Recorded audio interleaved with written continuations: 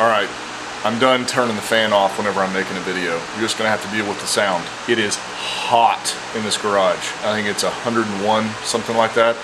Plus the humidity outside is probably 98% because we've had so much rain lately. So you have to deal with the fan noise because I'm about to pass out. So anyway, here's what I was talking about with the rail that holds all of them together. So you want to make sure you keep this nice and neat, so therefore whenever you put all these back together, you don't have to sit here and fiddle fart with it like I did with my other on my SL, because it can make a royal pain in the butt. Once you get all these back online, back in, you can tighten them up, and that way we can flip it over and start the rest of the rebuild. Okay, while I was back here, I went ahead and blinged out the back here with the crossover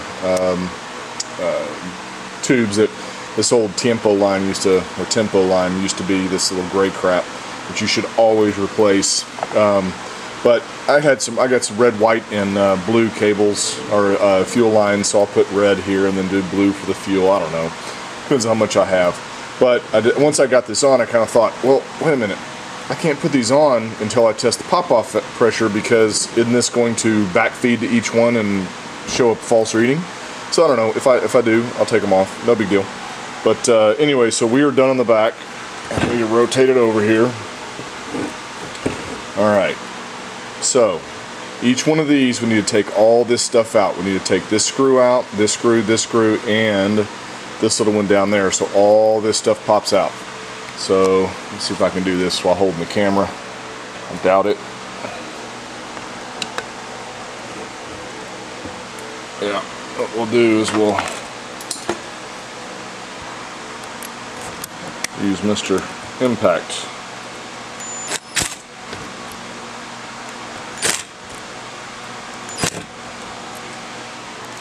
Yeah, I might have to put the camera down. I can't do it one-handed.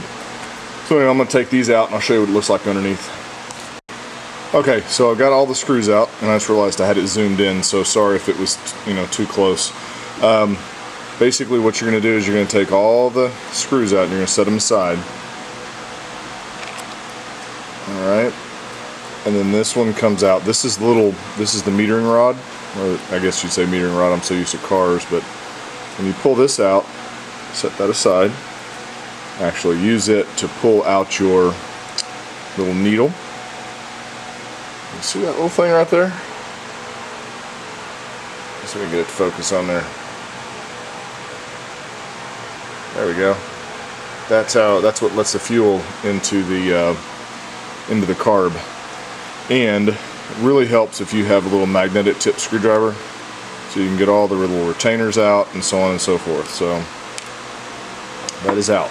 Now, you see this right here? This is your pop-off pressure spring, and that's what, there's 3 of them in the rebuild kit, so I guess different pop-off pressures for different whatever they, for what you need.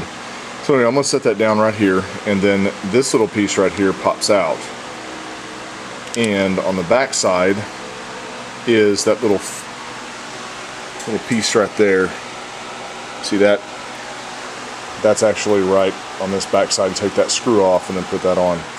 So there's one of your gaskets, and there's all your jets, the low speed and the high speed. So what you want to do is you want to make sure those are nice and clean, which I already did last week. So all we're going to do is we're just going to pull this out, and we're going to discard it. And I'm going to reach down here, and I'm going to get us a new one. Put it in here. And then I'm going to take that screw off and replace that little flapper, which takes 2 hands, so I'll do that. I'll be back. Okay, so I've replaced it, and it is actually, I could feel the difference in the old one versus the new one. This one actually is not quite clear. It's kind of translucent, and it feels thicker than the other one, so obviously need to be replaced. And I put a little dab of oil of premix on there just to kind of make it seal.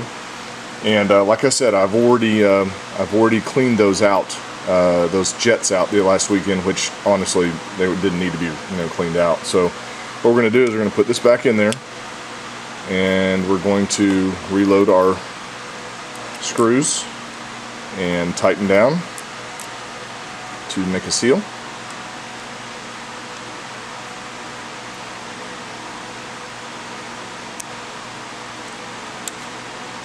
Okay. And I will give them one more bump when I've got two hands, just to make them nice and, nice and tight. Not too tight, but you want to make sure that it makes a good seal. Alright, so now for the O-ring. It's this little sucker down in here. I use my needle nose pliers. Just reach down in here and just wiggle that little sucker out of there. Oh, missed. Alright, so there's an O-ring on that you need to replace with one of those O-rings.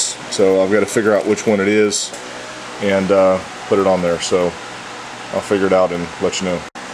Okay, it's on, and it was the bigger of all the O-rings in this particular kit. And when I was taking off the O-ring, I guess I got little butterfingers, and I flicked that sucker clear across the garage, and it started rolling down the driveway. So it's all good. Now I'm going to put a little 3-in-1 oil, that stuff right there, on this, just to kind of lubricate it to go back down inside that hole, because it's probably going to be a little bit bigger. And you can feel the difference in the old O-ring, which is right there, and here. This one's much softer. That one's all hard. So yeah, it definitely needs to be replaced. Okay, so I finished reassembling everything, tightened down all the good stuff, put all the screws back in the proper order. And what I did was, with the pop-off spring, which is right there, I matched the height and the color to the one that was inside this kit. And I'm going to keep this kit just in case when I get my pop-off tester it does not match what I've got. So with that being said, the last thing I need to do, I need to put my Mr. Diaphragm in here. And we will put our little cover back on, tighten it up. So I'm going to do all three of these. The battery's almost dead on the camera, so I'm going to go throw it on there. That way I can be done, and then tomorrow I will get the gaskets for the lower areas, and I can start putting this thing back together. Hopefully have it on the water by next weekend.